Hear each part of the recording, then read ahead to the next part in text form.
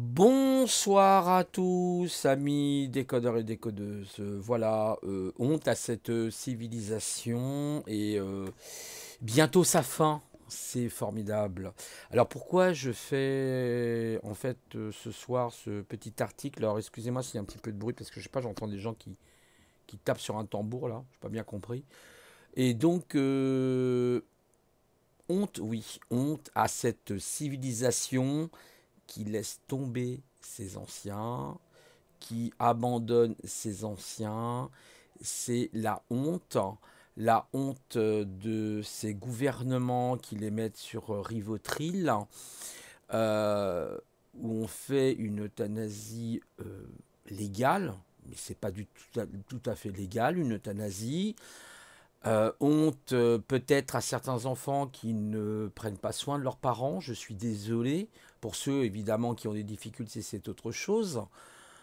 Honte à cette civilisation et qu'elle disparaisse, cette civilisation. C'est une honte. À partir du moment où on commence à attaquer les anciens, nous attaquons les fondations même de notre civilisation. Triste monde, triste société dans laquelle nous vivons.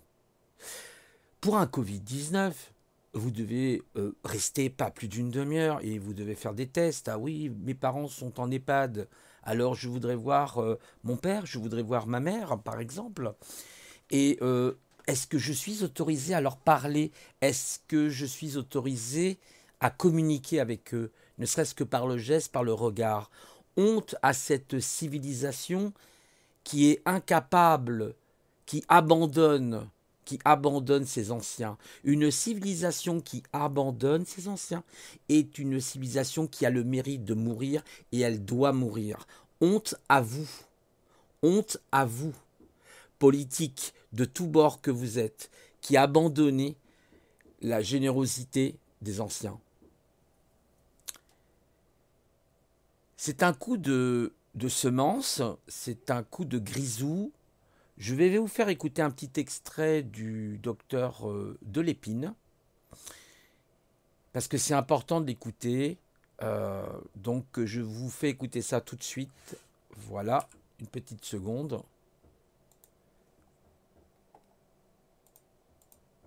Écoutez bien ce qu'elle dit.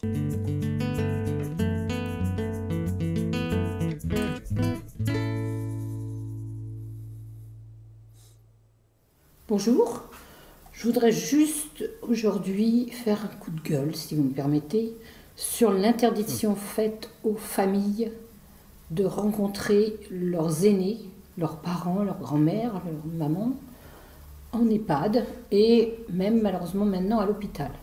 C'est absolument insupportable, je ne sais pas du tout, je ne comprends pas du tout, et j'espère que peut-être à l'occasion de cette vidéo, quelqu'un me répondra, comment la population supporte une telle interdiction. Je rappelle que les citoyens qui sont en EHPAD le sont théoriquement de leur propre gré, que ce sont des gens qui n'ont pas été démis de leur citoyenneté, ils ont tout à fait le droit de voter, à tel point qu'on sait bien qu'on vient les chercher par quart entier lors des votes.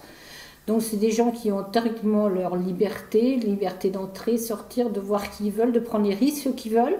Parce que même s'il y a admettons même qu'il y ait des risques, ce qui est quand même un grand cinéma dont tout le monde prend conscience, le fait de leur imposer des tests à répétition, d'imposer des tests PCR à répétition à leur famille pour qu'ils aient droit à une demi-heure de visite par semaine dans la grande générosité du directeur de l'EHPAD, c'est complètement invraisemblable. J'en voudrais répéter quand même, et on va y revenir rapidement, que les tests PCR ne sont pas fiables. Tout le monde devrait le savoir, mais apparemment ce n'est pas encore le cas, puisqu'ils sont beaucoup trop sensibles en France, puisqu'au lieu des CT à 35 recommandés comme maximum par le professeur Raoult, on a des CT à 40, 50, c'est-à-dire tout le monde peut être positif, on peut trouver un petit débris de virus, on va dire allez, isolement, cas contact, et on est content. On a à la fois des cas pour nous faire peur à la population en disant, vous voyez, il y a un grand risque, et en plus, on a éventuellement des morts, puisque c'est des gens qu'on va isoler, et s'ils ont le moindre symptôme respiratoire d'une autre petite grippe au passage, qui ne va pas être traitée comme elle aurait été l'année précédente, à ce moment-là, ils auront droit à l'injection de Rivotril, qui a été recommandée, si j'ose dire, pour soulager ces pauvres patients qui n'auraient pas pu supporter le méchant Covid qu'ils allaient rencontrer. Donc il y a eu un décret, vous vous souvenez, en 27 mars de l'année dernière, enfin de l'année dernière scolaire, j'entends, et à nouveau répété ce 16 octobre afin que les médecins qui ne peuvent pas, soi-disant, soigner ces patients, ou qui ne le font pas, ou qui acceptent les injonctions du gouvernement de ne pas donner les traitements qui pourraient les améliorer, même si c'est pas sûr, on pourrait quand même essayer de donner l'hydroxychloroquine à un vieillard avant de simplement l'euthanasier, sans son consentement, sans celui de la famille, en ayant simplement supprimé toute autorisation de visite, et après toute autorisation de voir le corps, et même de l'enterrer dans des conditions dignes. C'est tout à fait invraisemblable le comportement que nous avons dans cette société avec les aînés, et avec les handicapés, parce que c'est manifestement la même chose pour les handicapés, c'est-à-dire qu'ils n'ont plus le droit d'aller à l'hôpital quand ils ne sont pas bien. Il y en a un certain nombre à qui on a piqué, si j'ose dire, c'est leur bouteille d'oxygène qui pouvait la soulager éventuellement la nuit pour les donner dans des services dits Covid. Et c'est vraiment manifestement un génocide, j'aime pas trop ce mot, mais quand on pense qu'il y a au moins 10 000 personnes en mars-avril euthanasiées au Rivotril. Euthanasie, c'est en fait un meurtre, puisque l'euthanasie, normalement, elle est volontaire avec le consentement et la demande du patient, ce qui n'était pas le cas. Donc meurtre prémédité, puisque c'était bien décrit très, très clairement dans le décret.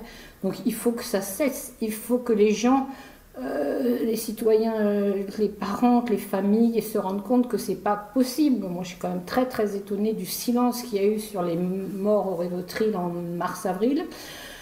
On en parle un petit peu plus parce qu'il y a eu un reportage sur Arte, il y a quelques personnes qui parlent quand même, mais pas suffisamment, ça devrait être complètement interdit. Alors la dernière chose que je vais dire et qui m'étonne le plus, c'est qu'il semble que nos gouvernants prennent plein de mesures parce qu'ils ont peur du pénal. Mais comment ne peut-il pas avoir peur de cette euthanasie massive des vieillards qui est quand même beaucoup plus grave que beaucoup d'autres décisions qu'ils prennent, même si elles sont mauvaises. Là, il s'agit de la vie des gens. Hein, donc le génocide des vieux, et puis par contre les avortements jusqu'à 9 mois, s'il y a un risque psychosocial. Donc vraiment, il faut revenir à la réalité. Il faut surtout que les citoyens prennent en main la vie de l'ensemble de la nation et laissent pas à quelques-uns ces décisions délirantes. Je vous remercie.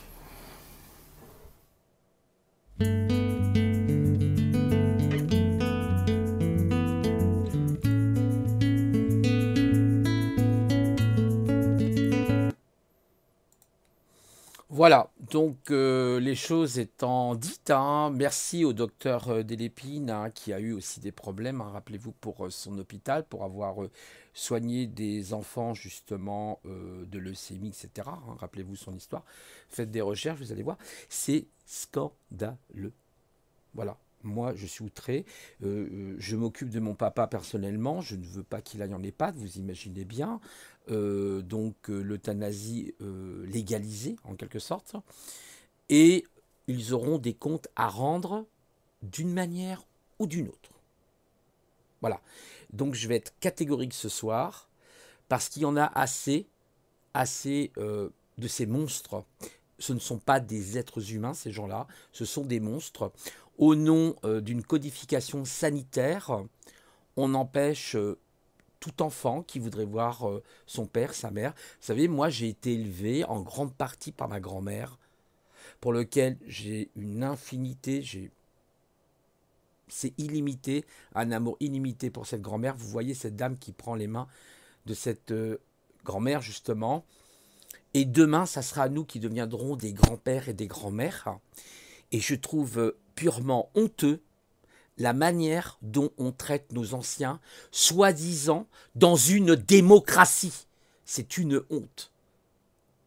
Une honte totale. Ce n'est pas une démocratie. C'est une dictature. Excusez-moi, j'élève un peu le ton parce que ça commence à bien faire. Parce que laisser, oui, c'est des vieux, ils peuvent mourir, mais croyez-moi qu'une civilisation qui fait ça ne mérite pas de vivre. Elle mérite d'être détruite. C'est aussi simple que ça.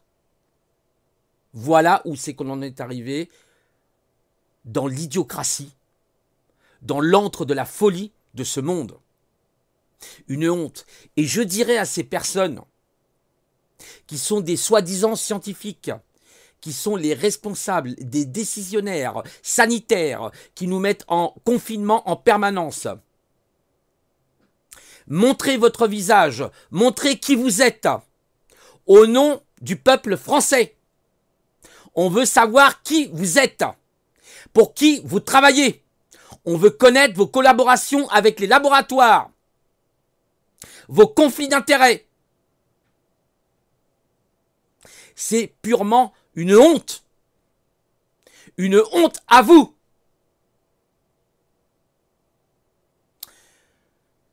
Au nom de la soi-disant sacralité sanitaire, on empêche l'amour des autres. C'est quoi ces fous? C'est quoi ces malades? C'est quoi ces psychopathes? Vous n'êtes pas des humains. Vous êtes pire que les animaux. Et en plus, vous voulez les euthanasier avec les vaccins. Honte à vous. Vous aurez des comptes à rendre devant Nuremberg. C'est clair, net et précis. Vous aurez des comptes à rendre. Et on ne va pas se laisser faire.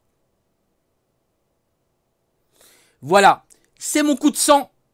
Parce que peut-être il va falloir que les personnes commencent à réagir. Parce que c'est demain, ça sera demain, vous, qui prendrez de l'âge. Qui deviendrez des vieux, peut-être grabataires. Et vous aurez besoin de l'aide des autres.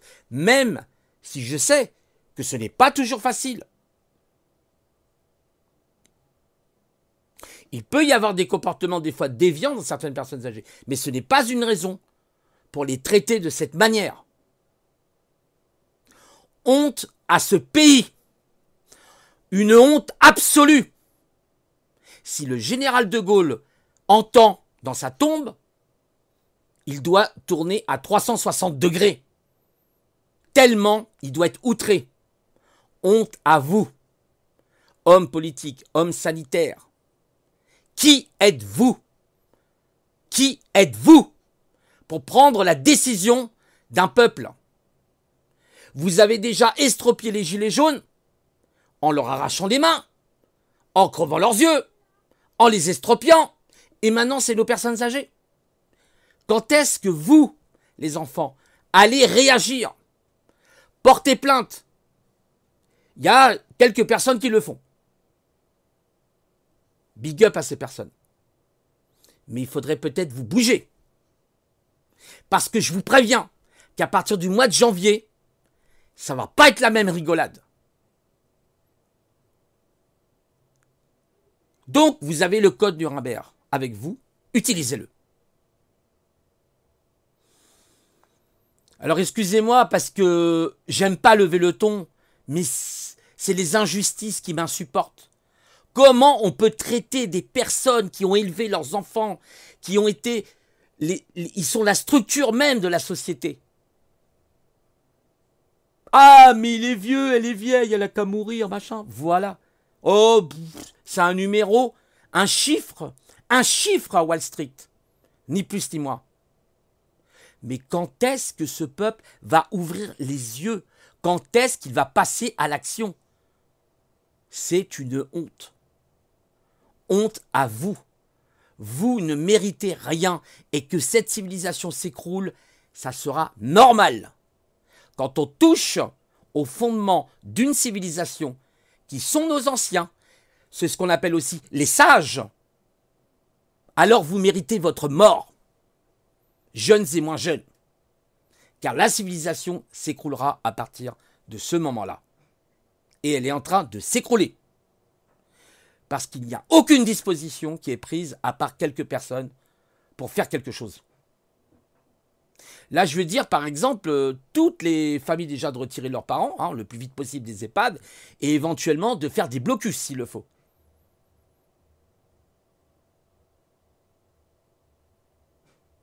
Voilà où c'est qu'on en est aujourd'hui.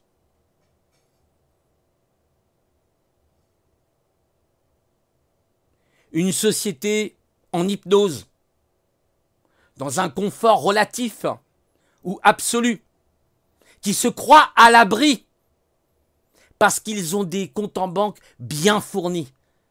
Eh bien, vous savez, on peut les bloquer, les comptes en banque. Et puis, votre jour va arriver. Ne vous inquiétez pas. Tous les inquisiteurs, vous allez payer d'une manière ou d'une autre. Je vous le dis. Et croyez-moi que la sentence va être très dure pour vous. Croyez-moi. Voilà, je suis un peu remonté parce que je trouve ça honteux. Ce genre de société qui abandonne ses anciens au sort d'un contrôle sanitaire dictatorial. Vous savez, on se croirait avec le docteur Mengele, là. Je crois, en Allemagne, le fameux docteur, le bras droit d'Hitler, qui exterminait les gens.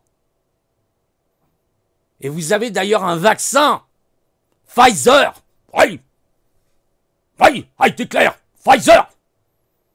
Poison Pfizer, P comme poison Pfizer. D'ailleurs, ce n'est même pas des vaccins, c'est des thérapies géniques.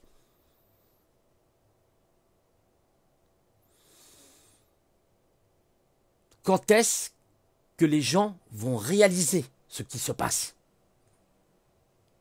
On voit des manifestations samedi. C'est peut-être un peu hors sujet ce que je vais dire. Mais des manifestations, ils cassent tout. Ils brûlent les voitures des prolétaires. Et qu'est-ce qu'ils ont à voir, les prolétaires? Va brûler des voitures dans le 8e, dans le 16e. Espèce de connard. T'as pas les couilles. Ça joue les caïds parce que c'est à 15, 20. Ça fout le bordel dans les manifestations. À quoi elles servent vos manifestations? À rien. Strictement à rien. Pour moi, je pense en tout cas, je n'ai pas la réponse. C'est la désobéissance civique. Désobéissance civile ou désobéissance civique. Grève générale. Il n'y a que ça à faire. Il n'y a pas autre chose.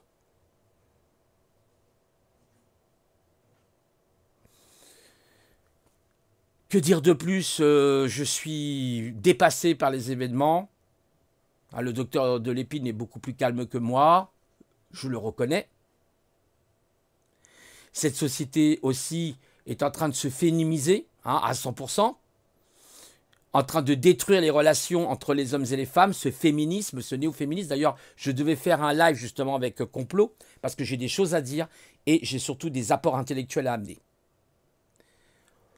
Le Covid, le coronavirus et maintenant la Covid. Statistiquement, plus d'hommes meurent du Covid-19 que de femmes. Expliquez-moi tout ça. On aura un jour des réponses. En attendant, bon courage à tous. Mais si jamais vous avez vos parents qui sont dans les EHPAD, retirez-les rapidement. Mais rapidement.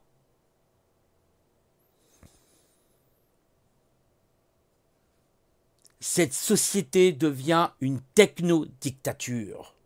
Nous arrivons et nous sommes déjà en techno-dictature. Est-ce que je suis clair? 5G, nanoparticules, etc., etc.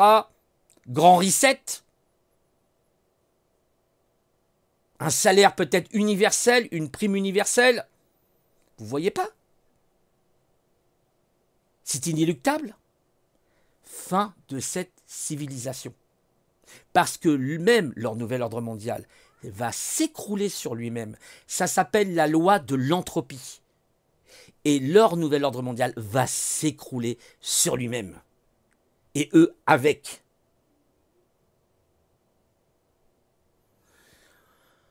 Voilà. Je vous souhaite à tous, amis décodeurs, amis décodeuses, toujours chercher la vérité, le code source, toujours. C'est lui qui est à l'origine du code exécutable. N'oubliez jamais ça. Et puis bon courage à tous. Et je vous dis, j'espère une prochaine fois rapidement sur le live de 132 pour parler d'un autre sujet un peu plus corsé, différent, mais qui montre aussi une autre réalité. Voilà, en tout cas, c'est le coup de gueule, hein. N'ayons pas peur des mots, comme disait le docteur Delépine, qui c'est la goutte d'eau qui fait déborder le vase. Je crois même qu'aujourd'hui, c'est plus la goutte d'eau qui fait déborder le vase, c'est la goutte qui fait déborder la citerne. Vous voyez, on n'est même plus avec le vase, là. On est avec une citerne de, je ne sais pas combien de milliers de litres, de millions de litres. À bon entendeur, je vous souhaite quand même une bonne soirée à tous et à toutes, et je vous dis à la prochaine fois. Au revoir.